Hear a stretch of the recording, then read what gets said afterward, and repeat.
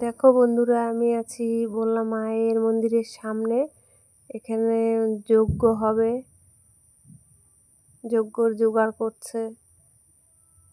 পাশে সবাই মোমবাতি প্রদীপ জ্বালাচ্ছে।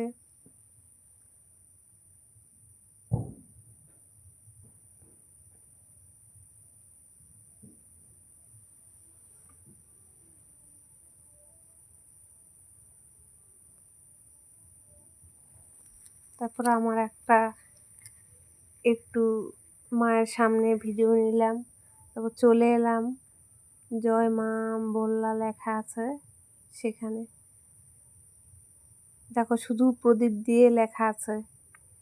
কেমন লাগছে সবাই কমেন্টে জানাবে। এখান থেকে চলে এলাম, এই যে প্রদীপ দিয়ে ওং লেখা আছে